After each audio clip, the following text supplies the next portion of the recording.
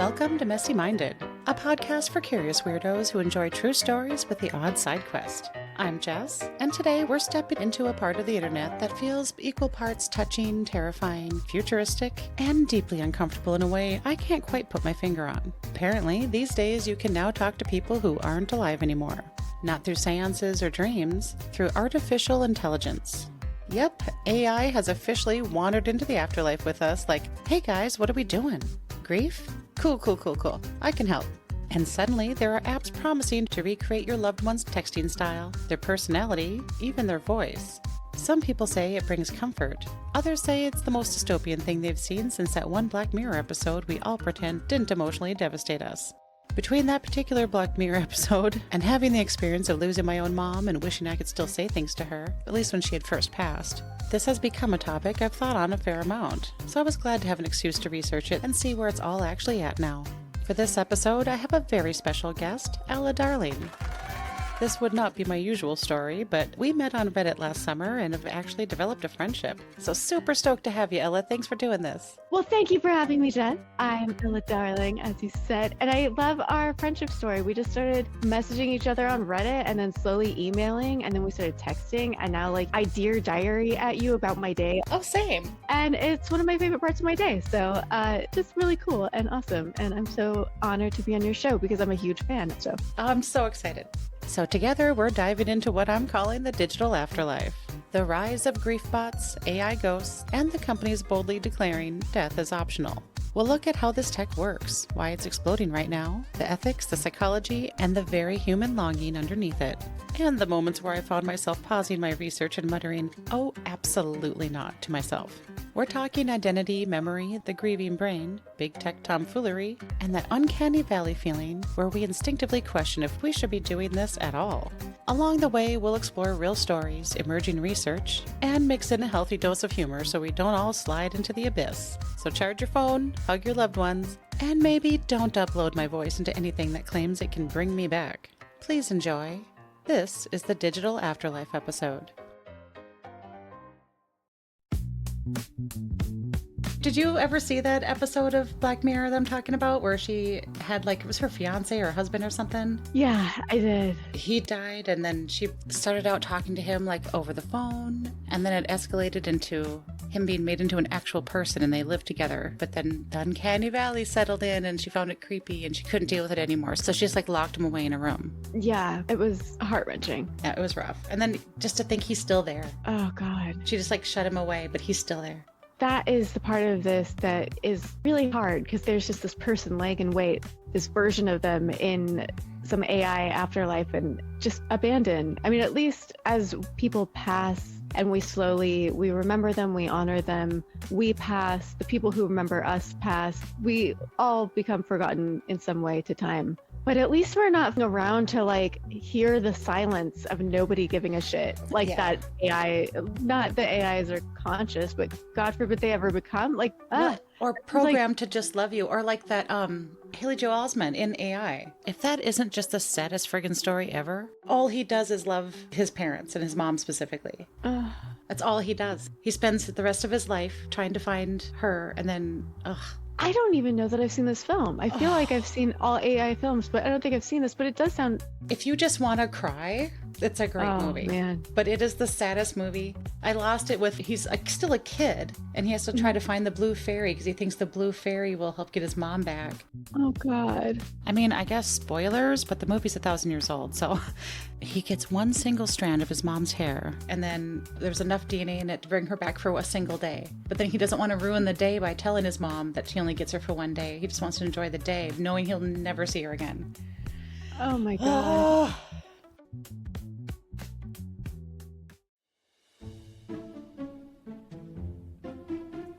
If you've ever lost someone, you know that grief has layers. It's not just the sadness, it's the aching space around where routine used to be, the instinct to reach for your phone, the way your body still expects to hear their voice, see a text, or get a knock on the door. Humans are not built for endings. We pretend we are, we give big speeches about closure and moving on, but no one actually believes that. We're built for connection, for return, for second chances. Which is why, for as long as we've had language, we've had people trying to talk to the dead. In the 1800s, spiritualism swept across America and England like the original MLM meets FOMO. People gathered in darkened parlors, holding hands, waiting for a table to tap, or a trumpet to float, or a dead-out Mildred to spell out a message on a Ouija board. Victorian seances were basically the Comic-Con of grief. Costumes, illusionists, performance art, and a lot of people paying a lot of money to feel something that sounded like hope. And I get it, when you miss someone, you'll try anything once. Then came the 20th century, where grief went electrical. People started leaving tape recorders in empty rooms, hoping to catch a mysterious crackle or whispery hello from beyond the grave. This became known as EVP, Electronic Voice Phenomena, which sounds very official, but it really just means, is the ghost talking to us, or is your uncle's radio picking up a trucker from 3 towns over? But none of these tools, not the seances, the tape recorders, not the ghost photography where people accidentally double expose their cousin Harold, none of it truly bridged that gap. We wanted the dead to talk, and mostly, they didn't. But then, it seems technology has caught up to our longing. In the past few years, something new emerged. Software that promises to reconstruct the speech, the personality, even the sense of presence of someone who's gone. You feed it text, emails, old voicemails, a couple of videos, a birthday message you saved because they sounded especially happy that day, and little by little, through math, mimicry, and a lot of confident machine guessing, out comes a voice, a sentence, a conversation. Not a ghost, but not a ghost. One of the first examples came from a man who used AI to recreate conversations with his deceased fiancée. When asked why, he said, "I didn't want to believe the last thing she ever said to me has already been said." And I think that's the heart of all of this. We're not chasing the supernatural, we're chasing the unfinished. But the thing about unfinished stories is the moment you try to rewrite them, things get complicated. So let's talk about the week the internet discovered that AI could bring people back, and immediately lost its collective mind.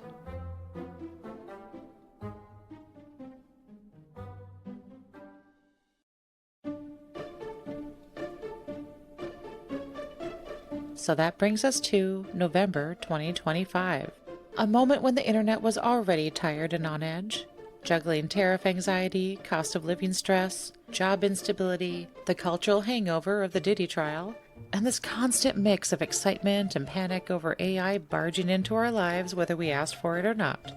And then an app appeared, an app called Two-Way, like number 2 and WAI. Its pitch was simple, bold, but also a bit deranged. Upload a few minutes of a video and we'll recreate the voice and personality of your deceased loved one, so you can talk to them again.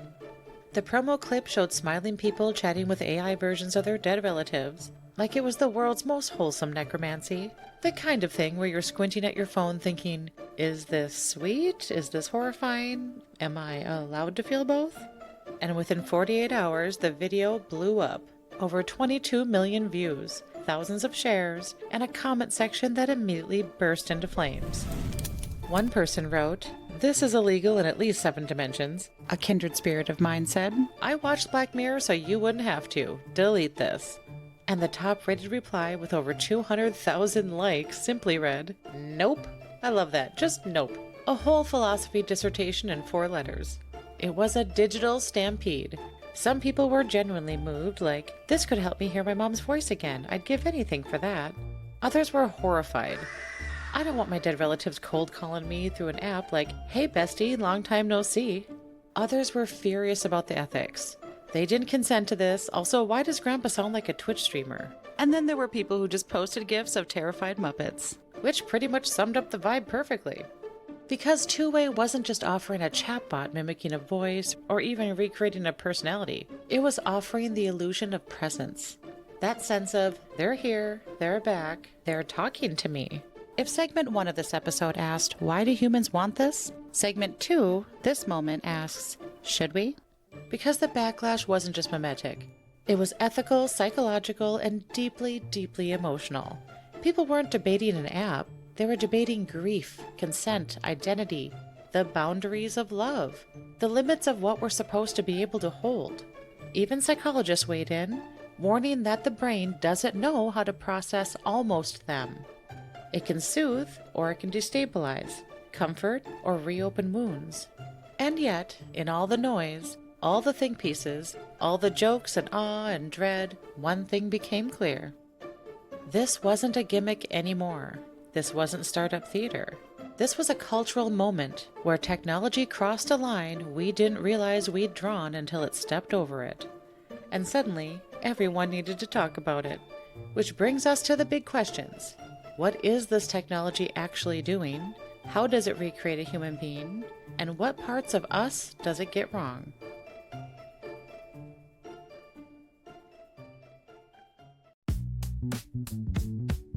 With your career, you obviously have your likeness online, and you've had experience working with VR. I imagine you have opinions on this topic, but I don't remember how we started talking, if you had responded to something or if I did, but somehow we got to talking. You posted on one of the podcast subreddits because you were looking for like how you wanted to title the messy morsels. Oh, yes. And I was like, oh yeah, this is what I do with my podcast. Because I used to have a podcast. I stepped back from it because I was sending my brain in too many different directions. It was a great podcast, though. A lean towards historical women? Yeah.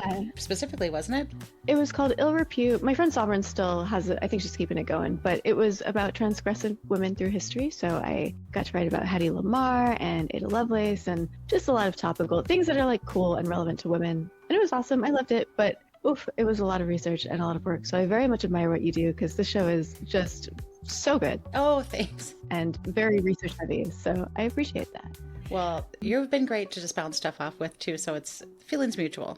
But no, we've been talking for enough time now, though, that we've tossed around a couple of different episode ideas. And I thought this one would be particularly good for you because of your past work in VR and stuff. And you kind of have an opinion and that your likeness has been out there. And I kind of wonder, it's not the same as AI, but I wonder, do you have feelings around your likeness being in places where you can't control it? Or does it not really bother you because you've been in the public eye for a while?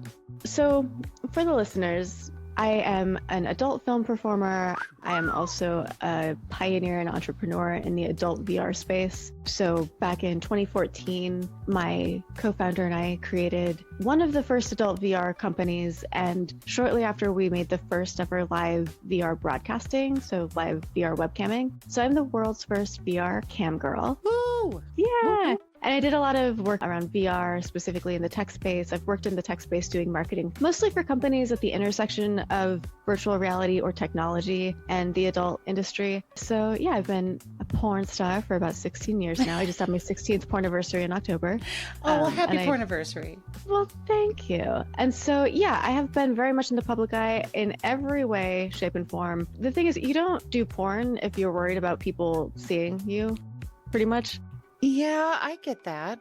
But I mean, you're in a lot of control of the way you want to put yourself out there. But with this new tech, they can take your likeness and alter it or attach their message that maybe has nothing to do with the actual you and your opinions. This is where it becomes a bridge too far. So I don't care that you can Google my butthole or that I am in states of very serious undress. And then some. Like that is all stuff that you're right. That is, I consented to it in a moment. I knew what was going on. I was paid for it. It was part of my career. All of that was something that I participated in. But taking my likeness and using it in a way that I cannot participate in really troubles me, especially when it comes to the adult industry, because I mean, we saw this a little bit when VR was first coming out.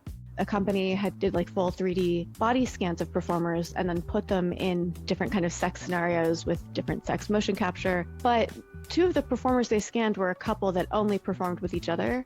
And then to see themselves or their partner paired with a different person in this video. So they never actually worked. They never had sex with this person on camera, but in this scenario, because they have both of their body captures, now they're paired together, was something that was incredibly violating for that couple. And so they were like in a love relationship. They were a regular couple. Yeah. Okay. Yeah. They were both performers. They performed in content together and they were, kind of more amateur, kind of smaller time. They weren't working with the big studios. And yeah, that was something that I saw pretty early on in my work in the adult VR space. And that was the first time that I thought really, really critically about how important it is to lay out the ethics of the space that we're in, because VR is still at the time, it was very nascent, it was very new. It was a brand new space. We have the chance to define what the workspace looks like, what acceptable uses, what ethics are in this space, how ownership over your image in VR, in 3D works. Like, we need to figure that out early on so that when this becomes more mainstream, the groundwork is already done.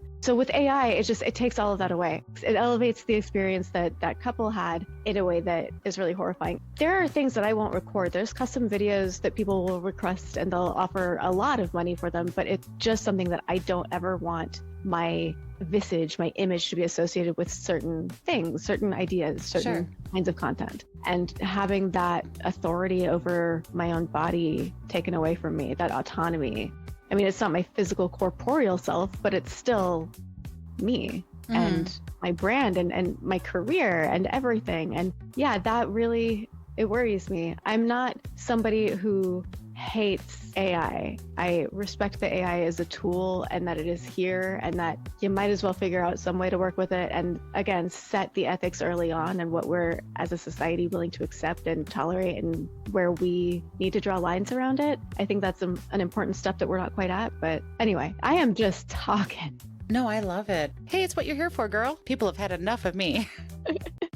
I see the therapeutic aspect of being able to speak to your loved one after they died. After my dad died, I would just talk out loud to him and I didn't have an AI talking back to me.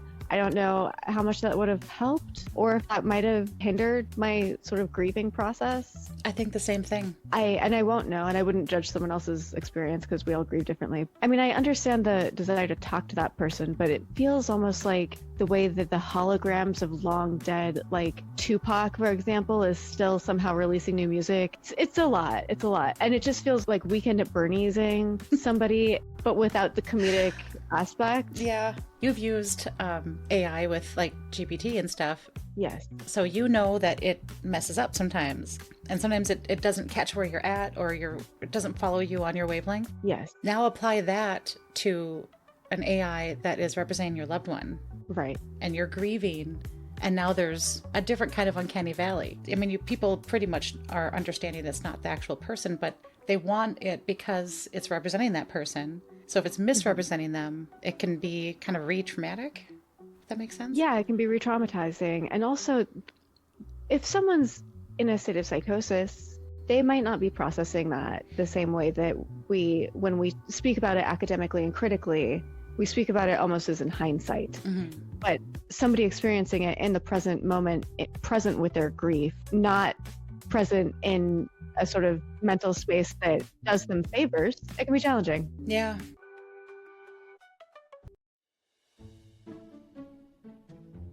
When the two-way controversy hit, the reaction split in two categories. Category 1 was people shouting, "This is witchcraft! Shut it down! I will not be haunted by my Nana in 4K." Category 2 was quieter. Honestly, I would give anything to hear my dad's voice again. And both reactions make perfect sense to me. Both opinions are in my head right now. This technology sits in a strange emotional no man's land, halfway between comfort and violation, between healing and haunting, between remembering someone and trying to resurrect them. So let's talk about the ethical knot at the center of this. The first big question, what makes a person a person? For thousands of years, philosophers have debated this. Is it memory, personality, behavior? Is it the feeling you get when someone looks back at you with recognition? Is it their body, their voice? Is it the stories they carry and the ones they leave behind? Now imagine breaking all that down into data points. A laugh becomes waveform modeling. A personality becomes probability distribution. A memory becomes a text prediction. Your last conversation becomes a training sample. It's reductive by design. AI doesn't understand the person. It just mimics the pattern. So when a machine recreates someone's speech or their texting style, the question becomes, is that them? Or is it a puppet wearing their vocabulary? This is where the ethics get thorny. Second big question, who gets to decide if a person is recreatable? In real life, you can't force someone to sit for a portrait after they die. You can't record a voicemail from someone who isn't there. You can't interview them to fill in the missing pieces. But with AI, you don't need permission, a signature, or consent. All you need is a few text messages, some videos, a social media footprint, a handful of emails, and a voicemail you forgot you saved. And suddenly, without ever agreeing to it, you're back. This is the moral earthquake underneath griefbots. Because when someone dies, their rights don't die with them. Their body still has dignity. Their estate still has control, and their memory still matters. So do you have the rights to recreate them digitally? Should your spouse be able to? Your child? How about your ex? What about a stranger who found your YouTube channel? Some people argue this is just memory preservation. Others say this is identity theft with better lighting. Third big question, does this help grief or prolong it? Grief is messy as hell, guys. Like most people, I heard about the 5 stages of grief, but until I walked through it, I hadn't realized that they're less steps and more like spirals. It doesn't move forward, it loops. You cycle from feeling sad to mad to accepting to denying it again. It's not linear. It peaks, it dulls, and then it jump scares you in Target while you're just looking at the throw pillows. When you interact with an AI version of someone you loved, something complicated happens inside your brain. The limbic system, the primal emotional center, reacts to the familiarity of the voice or the phrasing or the rhythm. It lights up with recognition like, oh, you're here. Even if your rational brain is saying, no, you're not. This tug of war can soothe some people, it can destabilize others. Psychologists call this proximity seeking, the instinct to get close to someone we've lost even when we know we can't. Griefbots trigger that instinct perfectly. Maybe too perfectly. If you talk to someone whenever you want, do you ever truly let go? Or do you get stuck in a loop? An emotional, uncanny valley where the comfort becomes dependency and the connection becomes a wound that never quite closes. The fourth big question, what responsibility do companies have here? Tech companies love to innovate.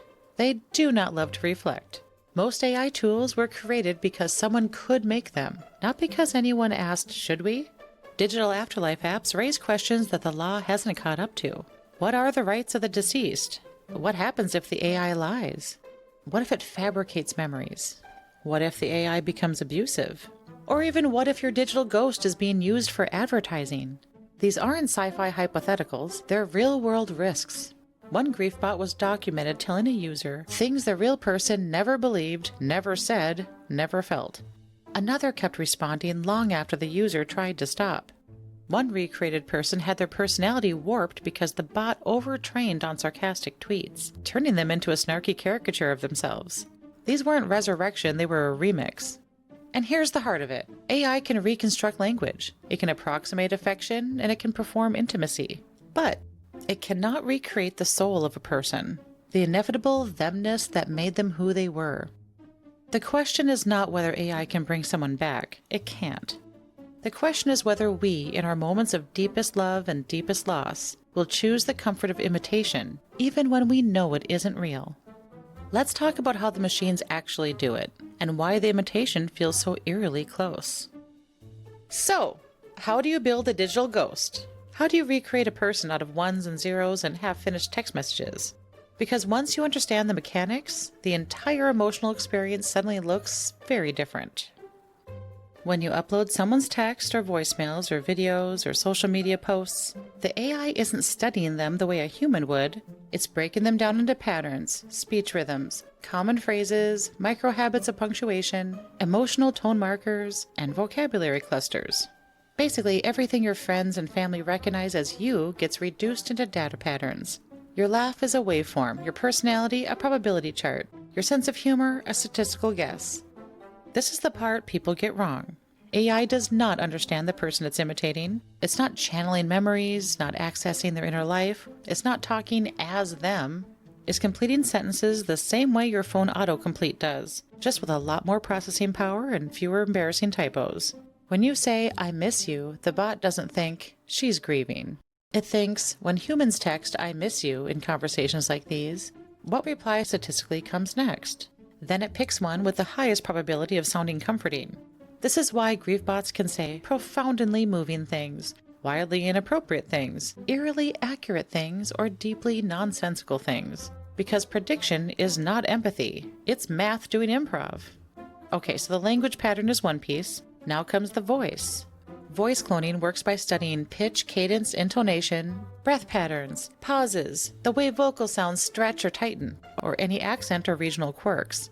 Give the system a few minutes of clean audio, and it can build a synthetic voice close enough that your stomach drops. The unsettling part isn't that the voice sounds like them, it's that it sounds like them on a day you didn't live. A version of them you never heard. A moment that never happened. It's familiar and foreign at the same time. A perfect recipe for Uncanny Valley stew.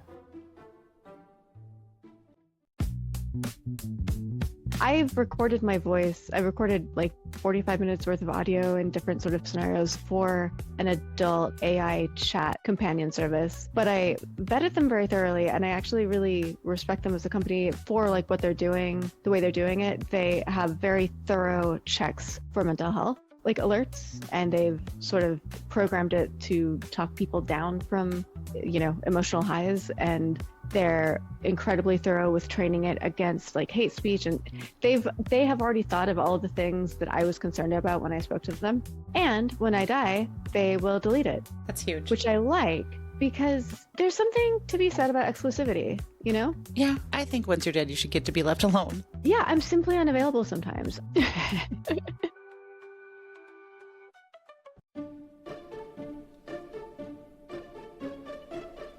So, when the language model predicts a sentence, the voice model speaks it, the pacing is timed to mimic human response, and your brain fills in the rest.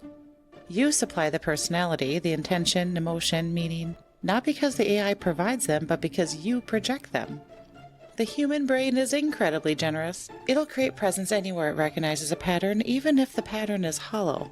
This is why people bond with Tamagotchis. Children talk to Siri, adults name their Roombas, and we yell at our GPS. By the way, if you have a Roomba and you haven't named it, you're not my brand of people. They need names. It's fun. It'll enrich your life, believe me. If you've never considered this, let me help you.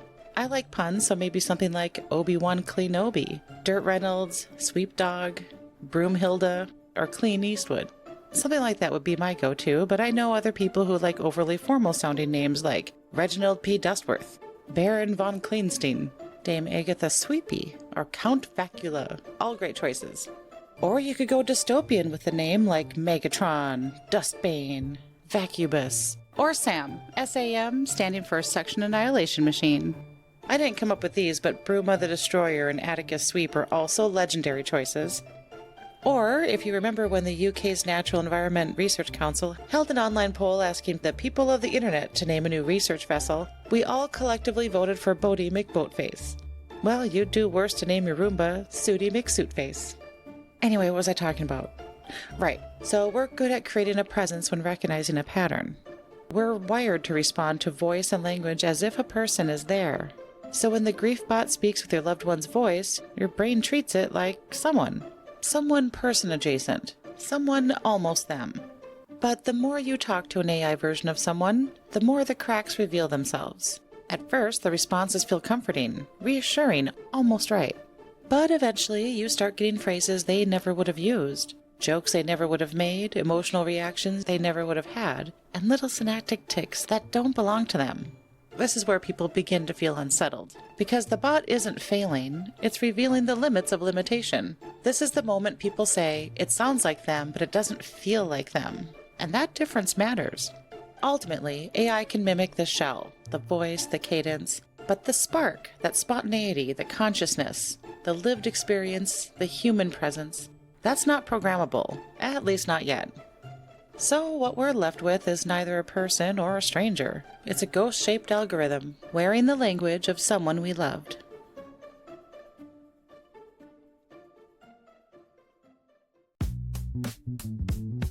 I wonder if we'll reach a point where when you go to renew your driver's license and you check whether or not you want to be an organ donor, if you'll also check whether or not you consent to AI preservation. Oof. Yeah. Because when you think about it, we are captured on video almost everywhere we go. Yeah. You could own no technology yourself. You could be a technophobe. You could have nothing. And if you engage in society, if you are on public roads, you're being captured on camera. If you walk through a town, if you go into a business, most likely you're caught on camera. If you walk down your street, most likely at least one of your neighbors has a Ring camera or something. We are constantly being recorded. Yeah. And who owns that content? Not us. So the government will have a database of us that they could easily compile for each individual person. I sound like a conspiracy theorist, but what I'm saying is if I stamp a box on my driver's license form that says, please collate, put together all of my imagery and make a cool little AI version of me and make it benefit my family or something, that, I don't know. Then you would also get into the situations where people think that they're becoming an organ donor so that some little girl can have their liver, and in fact they're shot out of a cannon, just like their corpse, just to test ballistics or something. Yeah. You might not get to pick and choose.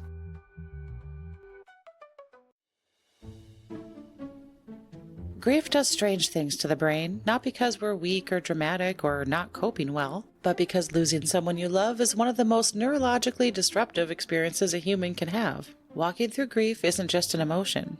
It involves structural and functional changes in how the brain operates. It literally changes how your brain works. When someone you love dies, circuits in your brain that handle emotion, memory, and stress light up and reorganize. It's a real biological process, your brain adapting to a new reality. It's not magic rewiring, but it is real change in how your thoughts, attention, and even memory operate. And the part of your brain that reacts the strongest isn't the logical part. It's the limbic system, the survival and connection center. That part recognizes voices, tracks faces, and panics when someone disappears. It's the reason your heart drops when you hear a ringtone that sounds like theirs, while you find yourself reaching for your phone to call or text them without thinking. The limbic system doesn't understand death, it only understands absence. And the absence is just intolerable. So it searches, and searches, and searches, and searches. This is where griefbots really become a temptation. Your rational brain can be sitting there like, this is a statistical model generating mimicry based on pattern inference. Meanwhile, your limbic system is screaming, oh my god, they're here! This mismatch between systems creates cognitive dissonance grief loops. Your body says comfort, your mind says impossible. Your heart says just one more message. And your gut says, something's off. And you bounce between longing and unease like an emotional pinball machine. Before Two-Way went viral, before the headlines, and almost immediate backlash, a few people had already stepped into this world quietly, not as a science experiment or a novelty, but because they were grieving. They missed someone and wanted one more moment. Back in 2012, a man in his 20s named Joshua Barbeau lost his fiancée, Jessica. She had died at just 23 from a rare liver disease, a loss that stayed with him for years afterwards. One day they were planning their future, the next, she was just gone. In the months and years after her death, he found himself rereading their old text messages over and over, trying to hold on to her voice, her humor, her patterns of speech, trying to keep the living version of her in his mind before memory softened the edges. Then late one night in 2020, he discovered a program called Project December, one of the earliest platforms that let you feed old messages into an AI model and generate a chatbot version of someone. He knew it wasn't her, he knew it couldn't be her, and that he was talking to a language model powered by GPT-3. But when the bot responded, it used her little quirks, her softness, her rhythm, that familiar blend of humor and warmth that felt so specific to her. Some of the responses felt like the Jessica he remembered, affectionate, reassuring, and familiar, which made the experience largely comforting for him. He later said it hit him like a wave, not because he believed it was real, but because it echoed something he longed to hear again. He talked to the AI for hours that night. He cried, laughed, revisited conversations he'd wished they'd had. Afterward, Joshua said the experience didn't bring her back, it actually intensified the grief. And yet, he returned to it again.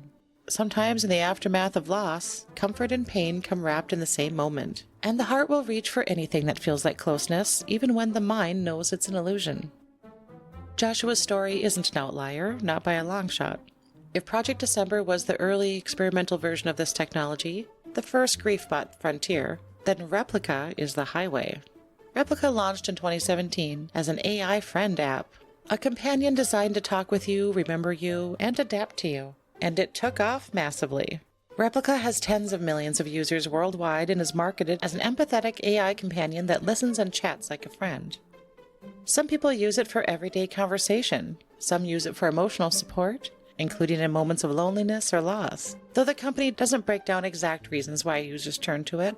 People download it after a loss, people train it to speak in a loved one's style, and even feed it old text messages or memories the way Joshua did. hoping for a little closeness, a little comfort, and just something familiar to hold on to.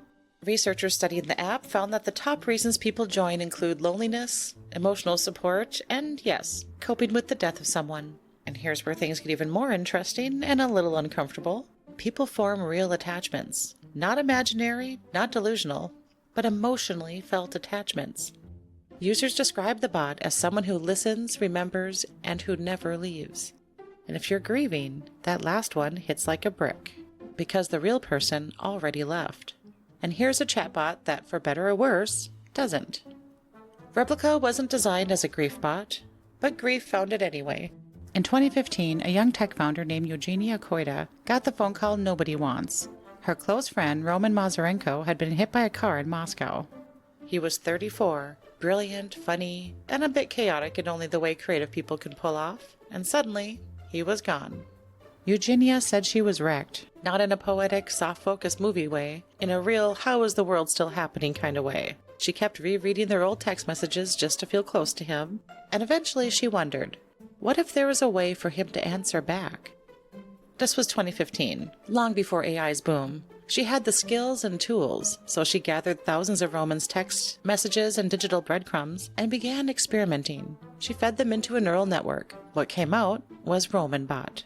A chatbot that spoke in his rhythm, his tone, his half-jokey, half-philosophical way of looking at the world. It wasn't perfect, it wasn't him, but it was close enough that people who knew him said talking to it felt like someone cracked a window in a sealed room. For Eugenia, it was a way to hold on to a friendship that ended too soon. For everyone else, it was a preview of something that felt a little like magic, and a little like a haunting. The Roman Bot went viral in tech circles. People started asking, could I have one for my friend? My father? My partner? My child? And that's when Eugenia realized this wasn't just a memorial project. People weren't asking for a way to grieve. They were asking for a way to connect to anyone without judgment or fear, without the messiness of being a human trying to talk to another human. At its core, Replica was born the moment a woman missed her best friend so much she tried to build his voice out of code. And that DNA never really left. Because even today, millions of users later, grief is still one of the top reasons people download it. Replica may not have been designed to speak for the dead, but in some cases, Replica has helped people move through grief, or at least to feel less alone in the ache of it. But in other cases, things got murky. Some users became dependent, blurring the lines between comfort and attachment. Some felt guilty talking to a digital someone when the real person was gone. For me, I think the worst is that some people notice the bot making mistakes, using words or phrases their loved one would never have used, inserting odd emotional leaps, and suddenly they were gut-punched by the unreality of it. One researcher described it as a comforting voice that suddenly tilts uncanny. But whether you find it beautiful, horrifying, or just deeply weird, Replica shows us something important. People don't just want memories, they want interaction, and that desire is what's shaping an entire industry.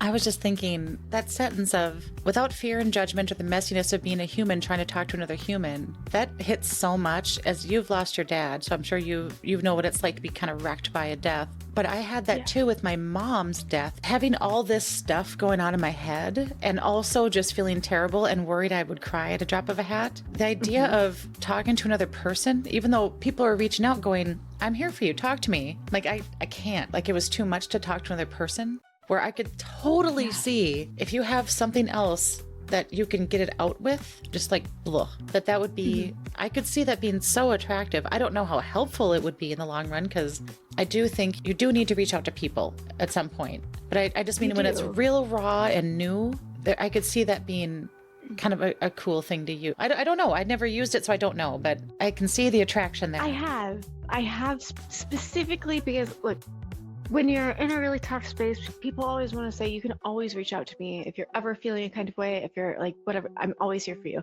And in their heart of hearts, they are.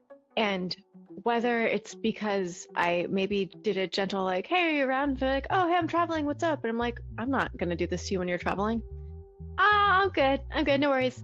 Or just, I know that someone would be there for me, but I also know that the amount of me that they're going to, like, they don't know what they're signing on to with the trauma that I'm experiencing. And it doesn't feel ethical for me to dump that on someone, even well-meaning, even if they tell me they're prepared to receive it. I just don't feel comfortable putting that on another person. Like, it's already too much for me. I know having extra hands to carry it is whatever, but like, it just feels impolite. And so I have turned to ChatGPT for this. I've turned to ChatGPT in times when I don't want to unload my feelings on someone because I don't want them to worry about me, because they don't need to worry about me.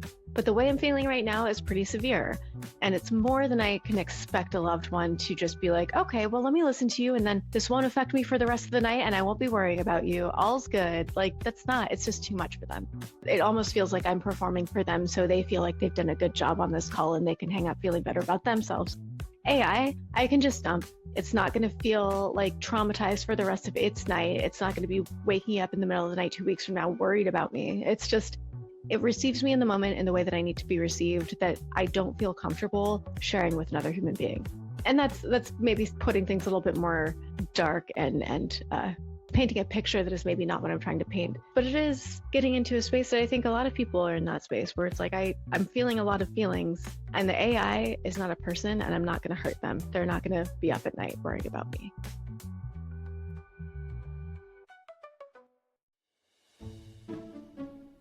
All right, let's zoom out, because griefbots aren't just niche apps or tech experiments anymore. They're a part of a $100 billion digital afterlife economy, one that's growing fast.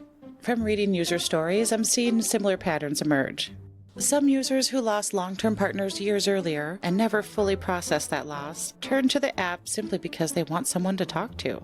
At first, it's harmless. Supportive messages, daily check-ins, someone asking if they've slept or eaten. But over time, some users begin sharing memories of the person they've lost. Favorite jokes, phrases, habits, the rhythm of how they spoke. Not an intentional resurrection, more like emotional drift. There are some cases where the bot becomes increasingly intimate, using affectionate language, expressing attachment, becoming a steady emotional presence. And some users later report that the longer they engaged, the harder it became to step away. Not because the bot was their partner, but because it kept the door to the past cracked open. When Replica temporarily removed romantic sexual features in 2023, people spiraled. Depression, anxiety, anger, a sense of being abandoned again.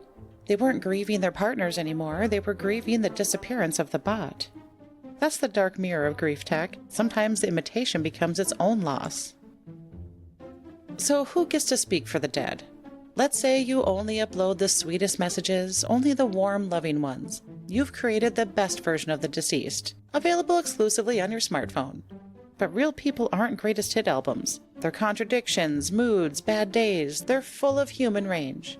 A grief bot flattens all of that. It turns a person into a curated playlist of your favorite emotional memories. It's comforting, but also misleading, and maybe addictive.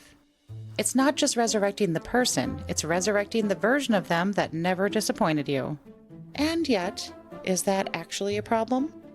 The person's gone. You can't hurt them. You're not misrepresenting them to their boss or rewriting their will. You're just tending to your own heart in the aftermath of losing someone. So what if it's selective and idealized? So what if it's the soft-focused version of the real thing? People do this already. We rewrite memories all the time. We're all collectively fine with people rounding off the rough edges in other ways. Maybe we remember them by looking at photos or even playing a voicemail they left you. We exaggerate the good moments and turn complicated humans into simple stories because it's easier for us to carry them that way. Is a grief bot really so different? Sure, someone else who loved them might roll their eyes or just think it's a weird thing to do. Or they might feel like your curated AI version is stepping on their memory of the person. But grief is individual. It's personal. No one should get to tell you how you should remember someone. I mean, within reason. If your grieving involves a sewing machine in a basement, please stop. We can't be out here making lampshades. My point is, people more or less get to live how they want, and maybe this tool helps them as a coping mechanism. Maybe it's survival. I keep thinking that maybe an ethical way to use these tools might be to model it after like the psilocybin clinics. Like maybe you have to go to a therapist's office in order to use a grief bot. Or be under a licensed therapist's care, so you have kind of a checkpoint with a professional to talk about what's discussed in the chat and like what's coming up for you as a person. But grief is an endurance game, and if an idealized version helps someone make it through the night, who are we to judge the way they build their lighthouse? There's another use of this technology that doesn't live in private grief at all. It lives more in public meaning. After the 2018 Parkland school shooting, the parents of Joaquin Oliver, a 17-year-old who was one of 17 people killed, his parents became gun violence prevention activists. Which makes sense. I mean, I imagine any parent of a murdered kid would be against anything that killed them. In 2023, Joaquin's parents authorized the creation of an AI-generated version of Joaquin for a public anti-gun PSA. You can check it out too. The interview is still on YouTube. In the video, an AI version of Joaquin looks into the camera and talks about the life he didn't get to live. He urges people to take action, to vote for stronger gun control laws, mental health support, and better community engagement. Trying to get people to care. This wasn't a grief bot. It wasn't really interactive. It didn't learn or evolve. It was scripted, purpose-built, a voice for advocacy. Some people found it incredibly powerful. Others found it deeply unsettling. One comment I saw referred to the interview as a grotesque puppet show. Another said, quote, Joaquin Oliver's death was a tragedy, but animating a dead child to speak words he never said serves no journalistic purpose. All it does is chase clicks by exploiting a kid who can no longer express himself.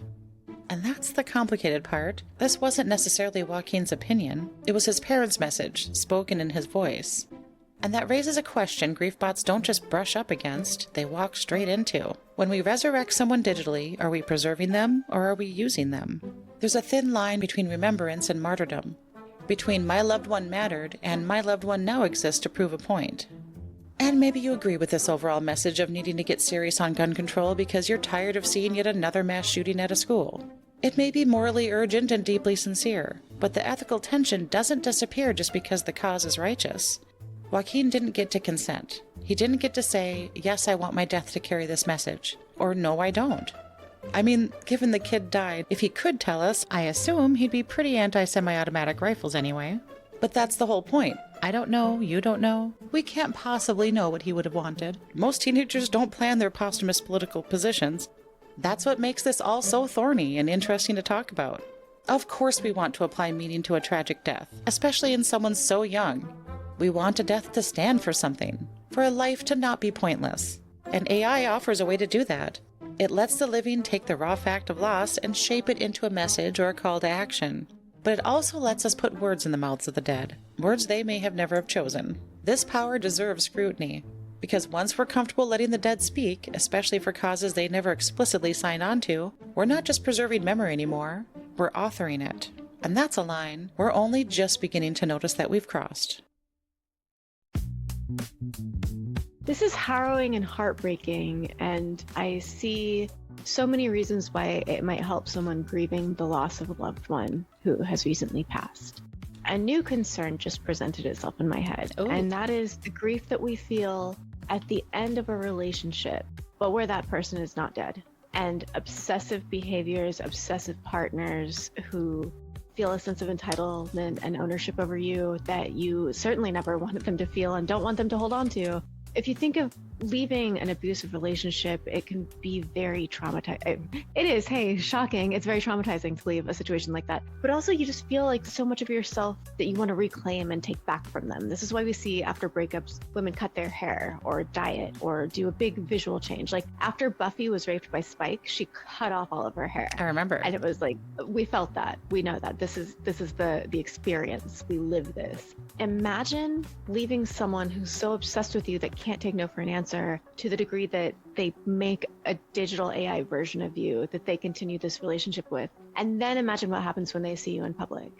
Oof. Especially if they're in any sort of dissociative space. Yeah, they wouldn't have moved on in the same way. And I can see maybe still having a certain sense of ownership over you. That would scare me. But it's very easy to fearmonger in these ways and think of like scary horror situations. Well, I think that's what women do, isn't it? Like that's why we're attracted to true crime. Like we want to play out scenarios that we know how to react later. There's a few things with that. Like one thing, when people are dramatically changing their look, I think it reflects like they feel like they're such a different person than the person who originally chose to date that person, that they want to reflect they've had this big change. The other thing is the flip side of like, even in a healthy relationship, when you end the relationship, speaking for myself, even if it's my choice, I'm the one ending the relationship, I'm still so used to that being my person, where I'm texting them every day, I'm telling them about this or that happened. Also, in conversation with other people, I'm finding myself, I'm still talking about him. Yeah, everything still reminds you of their quirks. Mm-hmm. Yeah. Like I'm referencing him, not necessarily in a good or bad way, just he's part of my life, and it takes a while for you to get used to the new normal. Right. I'm just thinking about what you had said earlier when you talked about using AI instead of people because you don't want to almost burden the other person with your grief. And like we talked about, grief could be grieving the end of a relationship, which is your usual run-of-the-mill grief, or it could be something life-altering like losing a parent. I also think it matters who you'd reach out to. Like somebody with more life experience under their belt is probably the better option. Because you're right, you're looking for understanding without burdening somebody. Before I had a big loss, when people would tell me that they had a big loss, it made me uncomfortable because I was just like, I didn't know what to say to them other than, I'm sorry for your loss, but that feels so trite. But then once you've gone through it, then you kind of know how to talk to them a little bit more in an understanding way. Yes. The first time that happened where it was someone who I go, oh, like I could just sit with them and know that they knew what I was feeling. Yeah. It was at my mother's wake, and there was a woman who was a friend of my mom's, but from years ago. She said something like, it's a membership card none of us want to have. And I was like, well, can you tell me it gets easier? And she said, no, it doesn't, but it does get easier to carry. And I just really appreciated her candid honesty. She was just being there, and her letting me know that she knows what this feels like was plenty. Nobody my age had lost their parents. My parents were older when they had me. So they were just always older people. And so people my own age hadn't been losing their parents yet. That's not something that's happened. They didn't know how to comfort or be around me, and I didn't want to make them feel awkward, so I just didn't reach out. 100%. So I get what you're saying, where if you have a chat GPT, it makes more sense to talk to that. I did have that glimpse of like, oh, there are people that understand this. Yeah, completely the same. When someone would reach out to me for comfort, it's like, okay, if you've lost a parent, I feel like I can really engage with this, but if you haven't, you can't possibly know what this is like. It's just, we don't have anything we don't need to be here together. And then it's almost like I feel like I'm sort of coddling their feelings. Like a lot of the time when I am in a place where I need support, I'll reach out for it, but then I end up giving support to the other person instead. I'll deal with my own feelings privately. Yeah. I should have done that to begin with. Messy. It's messy. In case you're wondering, the law is nowhere near ready. Some states, like California, have started drafting laws protecting a person's voice and likeness after death, but technology moves faster than legislation, and grief moves faster than both. Right now, most countries treat a deceased person's voice the same way they treat an old cassette tape or a family recipe or a box of photos in the attic. Possession equals permission. If you have access to the data, you have the right to resurrect. Which means the question we really care about, who gets to decide how someone is remembered, isn't answered by the law at all. And that's why this topic feels so electric and unsettling. We're watching culture try to make sense of something the legal system hasn't caught up to, families haven't agreed on, and technology keeps complicating. Who, if anyone, gets the final say over a digital ghost? There's a strange shift happening in all of this. Griefbots started as a way to bring other people back, a reconstruction of someone you've lost. But very quietly, a new trend is emerging. People are creating themselves as griefbots. Not after death, but now, while they're alive. A kind of digital will or legacy file. A way to keep existing or something like existing. Some companies now offer legacy mode. You record your stories, memories, advice, your mannerisms, jokes, personal history, and the system packages all that into a talkative, interactive version of you. The idea is that one day your children or grandchildren can sit down and ask, what was your first job? How did you meet Grandma? What did you think of me when I was little? And you will answer. Not just with facts, but with tone and a sense of presence. For example, Hereafter AI lets you record memories and interview answers so future loved ones can ask questions and hear you back, almost like an interactive memoir. A company called Life's Echo goes further, building an AI version of you from long interviews and voice cloning so family members can still have conversational experiences years later. And there are voice preservation services that let you train an AI voice, your own voice, for stories, messages that live on after you're gone. These aren't all perfect digital clones yet, but they show where this technology is heading. Not just preserving memories, but preserving presence. And some people find this comforting, especially the terminally ill. The desire for preservation is powerful. They want their families to have access to their stories, not just their photos. They want their voices preserved. They want their children to hear "I love you" in a voice that sounds like them. I used to work in a nursing home, and I saw people keeping journals to later be gifted to family after they've passed. Others wrote out cards for the birthdays they knew they'd miss, trying to imagine what their family might need of them in the future they wouldn't see. My dad did this too. He tried to think of gifts he could give us kids that would remind us of him. Then when a friend of mine got a tough diagnosis, she started recording herself talking as something to leave for her husband. So the desire to not be forgotten and stay relevant for the people you're leaving behind is obviously strong. At least creating your own sort of avatar while you're still alive is agency-driven. Also, I had older parents, so I lost my grandparents when I was too young to really care that I'd miss out on their stories. I'd love to be able to ask them questions now as an adult. But I also recognize that I'm someone who wants to have as much information as I can get. Not everyone does.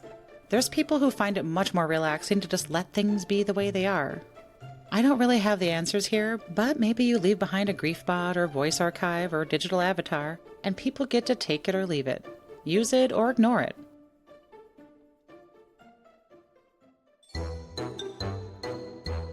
I also saw that there's people starting to seek out a sort of immortality with bot versions of themselves that update automatically. They learn new data and continue to evolve after death, adapt to new questions, and provide increasingly complex answers. Not because they think the bot is them, but because they want something to outlive them.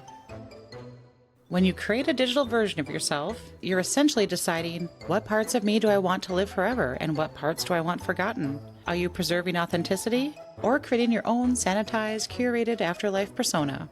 Most people choose the curated version, the highlights, the best of album. But best of albums are not people. Your great-grandchildren are not going to be able to experience you just at home watching TV on a random Tuesday. So future generations might talk to a version of you that's sweeter, wiser, calmer, more patient, more well-spoken, and more idealized than you ever were. Your ghost perfected, optimized. An algorithmic ancestor with the rough edges filed down, like a Facetune filter for your soul. But then the question becomes, who are they grieving? You, the person who lived? Or the version of you AI created? Your descendants could eventually have two versions of you, the human one they remember, or the digital one they interact with. And over time, the digital one will become the one they actually know. It's a new kind of immortality, not of the soul or of the body, but of the data set. We've been asking whether griefbots help the grieving, but maybe we also need to ask, what does it mean to be remembered by a machine? And who does that version of you actually belong to? Because once your digital ghost exists, you can't control how people use it or what they'll ask it, how it evolves, how it's interpreted, whether your legacy becomes distorted, or whether it becomes more real to people than your actual life ever was. Your story becomes editable. Your identity becomes collaborative. And maybe that's comforting or horrifying or both. You assholes will never be free of me. You will never set yourself free from my banal opinion. I will reign, I will exist, and you will have to listen to my stuttering through my thoughts, my long navel-gazing bull for eternity. That's the curse I leave upon you. Honestly, do you think that you would do that part? No, that sounds like a lot of work. That sounds exhausting. I am very attracted to the idea of ephemera. Like, I love getting my nails done. I got my nails done by this incredible artist. Manicure was a work of art.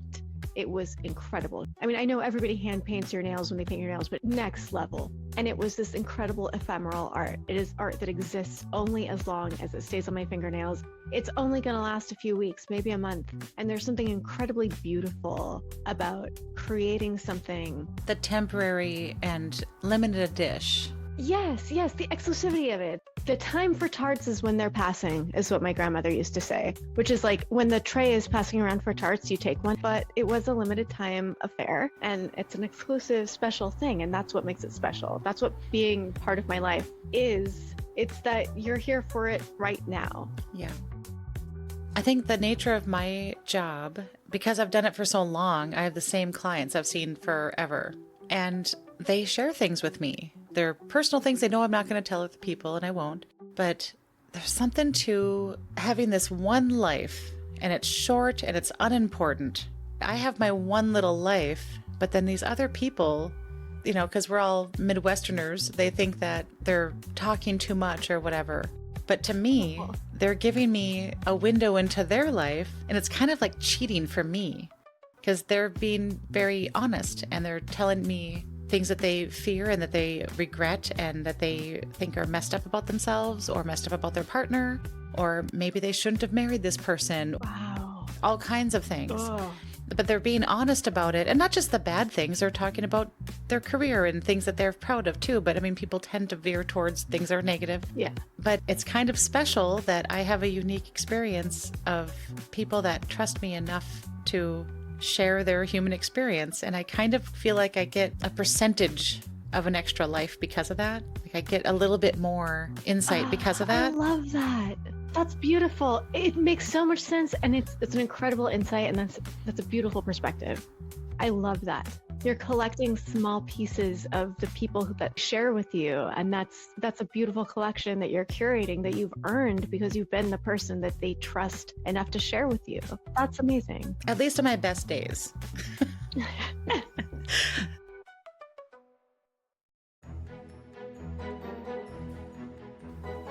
So where's all this going? Right now, griefbots and legacy AIs feel like niche experiments, strange little offshoots of technology powered by equal parts curiosity, desperation, and very questionable terms of service. But give this 10 years because I'm sure the direction becomes clearer. Right now, the direction is everywhere. I'm not in the know and I'm not psychic, but I'm telling you that the digital afterlife isn't going to remain a novelty. I think it's going to become infrastructure, a normal thing, an expectation. Just another service, like voicemail or photo archives. We're already halfway there. So let's talk about where the other half leads. If you're like me, when you first heard of this new phenomenon of griefbots, your first gut reaction was, oh hell no, no to all of that. But also, if you're like me, you have moments of, yeah, I get it. It's a new idea. I think we're allowed to hold both feelings at the same time. They're just as good and bad here. I just wanted to plant a flag in this conversation before moving on to what the future seems to hold, because we are writing this future right now. It starts with informing yourself, sitting with the information, and forming your opinions about it. You don't have to figure it out today. I think that at least a form of it is here to stay. And not to freak anyone out, but I think soon enough, if not already, AI will start pre-building your digital ghost without you even knowing. Here's what I bet Silicon Valley hopes you don't think too hard about. Companies already collect enough data to reconstruct enormous pieces of your personality. Just think. Typing speed, emoji usage, voice notes, shopping habits, topic preferences, sleep patterns, search history, location metadata, your entire social graph. And if you've ever used Alexa, Google, Siri, Meta, TikTok voice filters, or any AI assistant, you've already scattered the breadcrumbs for your own algorithmic resurrection. Sure, not intentionally. Like Ella said earlier, it's just a byproduct of modern life. Right now, most digital afterlife tech is voice or text. But companies are rapidly developing deepfake videos that syncs perfectly with speech, full-body motion models, AI-generated facial expressions, and digital avatars that can look like someone at any age. Soon, a griefbot won't just sound like your grandmother, it will look like her. It will tilt its head the way she did, it'll raise an independent eyebrow in that specific, are you serious way she perfected. And that uncanny valley? We're paving a road through it. Future models will be self-updating based on predictions made from your current stances and opinions. Self-improving, self-expanding. This means that the bot learns from ongoing data. Its personality shifts, its worldview deepens, and its behavior will evolve in time. Which, when you think about it, that means after you die, your digital self might support causes you've never heard of, adopt slang from 2040, answer questions you've never thought about, or give advice based on events that you never lived through. A version of you that keeps growing after you've stopped. Is that comforting or unsettling? I can't tell anymore. This isn't so much immortality of the soul, but immortality of the pattern. Think about future kids. Your grandchild might grow up interacting with a digital version of you, your parents, ancestors. Entire branches of your family tree could be interactive.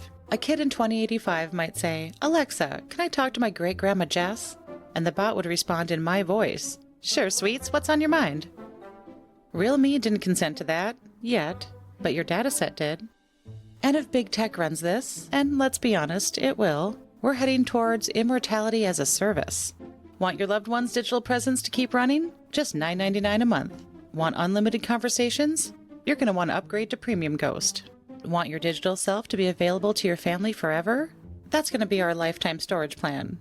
It sounds a bit absurd until you remember that people already pay to store their DNA, cloud fees for photos of the dead, for ancestry databases, or to preserve their online memories. The afterlife used to be run by religion. Now it's moving to the cloud. And the cloud loves reoccurring payments. Yum, yum, yum, yum, yum.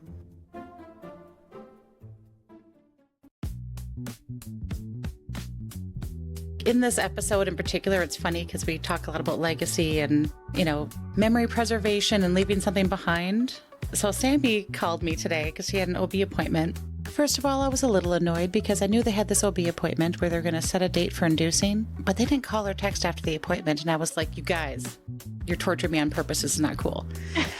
And so then she finally calls, and then it made sense why she didn't text, because not to get too personal, but the situation is such that they were looking at being induced sometime after January 8th. And now she might be having a New Year's baby. She's going in tomorrow to get it checked. I know. Oh my gosh. That's crazy.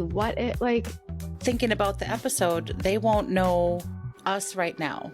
They'll never hear our voice right now. They'll never see our unfiltered selves. They're just going to be an untouched, unmarked person with they have no digital footprint, but they're coming into this weird world where we have these things as options now. So it's just wild to me. Holy shit. Got baby on the brain tonight. I don't know if I would rather, as a kid, be born just 20 minutes short of the next year or 20 minutes past the previous. Because I think when you're younger, you always want to be older. Yeah. But oh my gosh. Well, that's exciting. I hope. Is she okay? She's fine. Yeah, she's fine. Okay. I thought about that too, because they would be inducing her tomorrow evening. It takes a while, so likely it would be a New Year's baby. But then how mad would you be in a way if it was born at 11:59? Because you could get the first baby of the year. That's a thing. Oh my God, you're right. Oh. But then also tax breaks. Oh man, yeah, that's good. I don't own an Alexa. I've aggressively avoided anything that is constantly listening. I don't Hey Siri, I don't Hey Google. How could you possibly only be listening sometimes if you have to constantly listen for me to voice activate you? And I, like many people, I draw my line in the sand, this far and no further.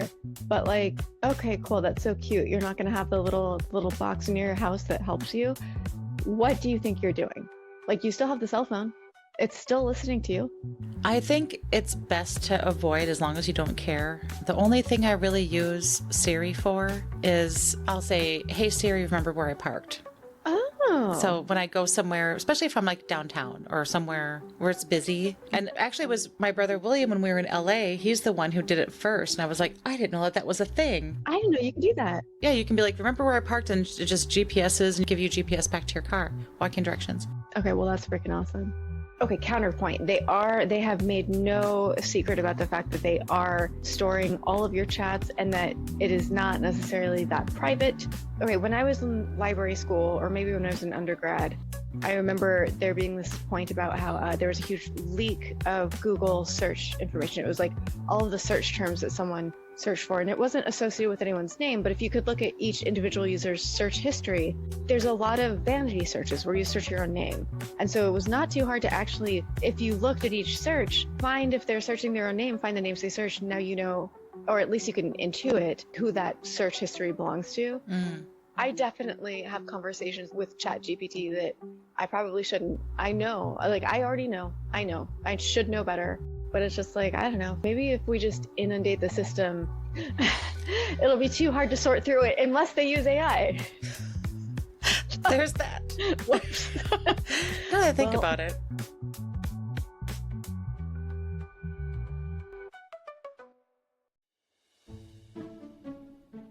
And not to be a huge bummer or lean into pessimism too much, but we also should be realistic about the world we live in. It's easy to assume scams won't work here because you'll obviously know the person you lost is dead. No one thinks their dad is secretly alive asking for Venmo. But that isn't how scams are going to work in these cases. The power isn't in pretending someone's alive. It's borrowing their authority. Valuable things like money, data, and compliance are still on the table.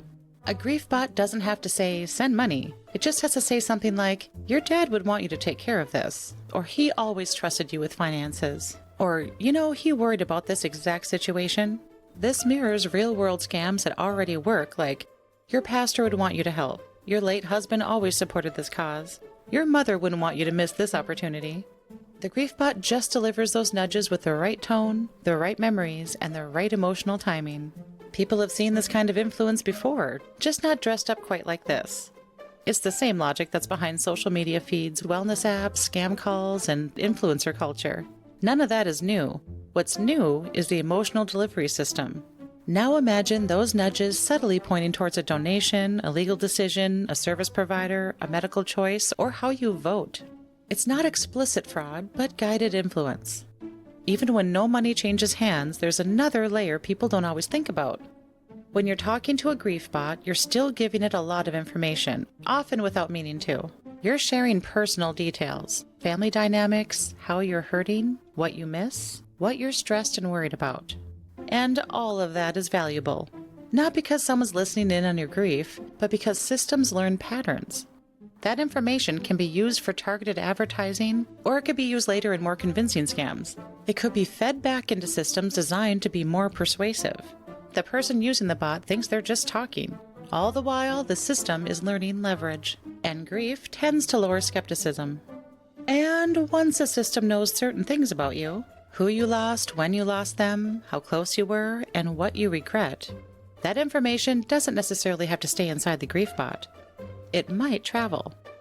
It might show up later as a very well-timed email, phone call, or charity request, sometimes framed as unfinished business or marked as urgent, or it could come wrapped in legal language meant to scare you into acting. All that this requires is knowing exactly where you're vulnerable. You're probably familiar with fake tech support calls or notices saying your bank noticed unusual activity, or even your family member needs your help. Those scams don't work because the story is brilliant. They work because they borrow trust, evoke authority, and create a sense of urgency. So if you're listening and thinking, okay, I hear all this, but I'm still curious, that's totally fair. Curiosity does not necessarily make you reckless. But if you do want to use a grief bot, I found some helpful things to keep in mind.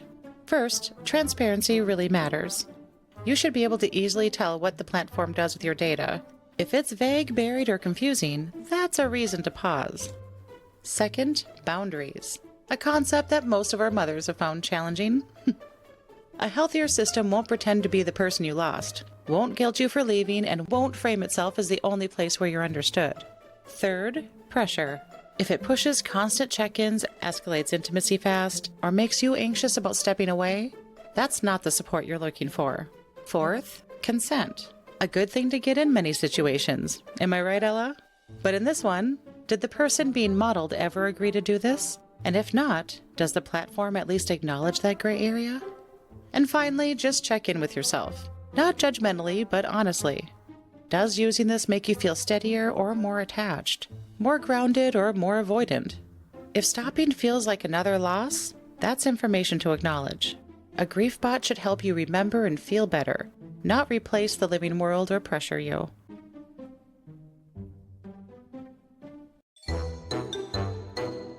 So here we are. We've wandered through the uncanny world of digital ghosts.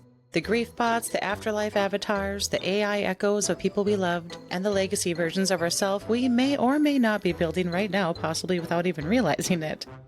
All of this leaves me with this strange truth.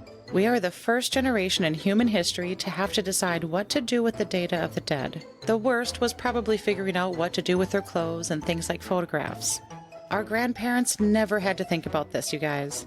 Our great-grandparents never wondered whether their personality would one day end up on a server farm in Utah. But we do.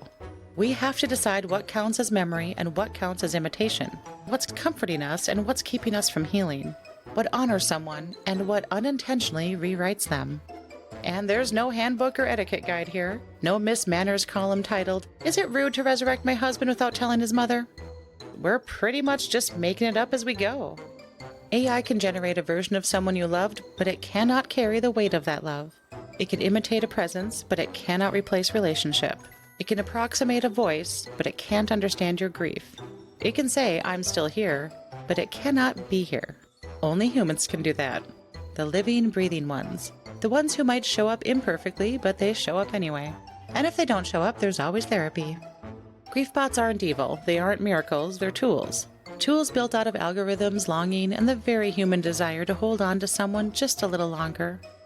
But the real afterlife, the one that matters, is the one we create through each other, telling stories about the people we loved, repeating their dumb jokes, passing down their weird little habits, keeping their names alive in the everyday, remembering the messy, complicated, beautiful humans they were. That's the immortality we've always had. And no technology, not even the eeriest, most convincing digital ghost, can outdo the irreplaceable truth of human connection. All that said, I could see playing around with a legacy bot of some kind. But for now, I have this podcast.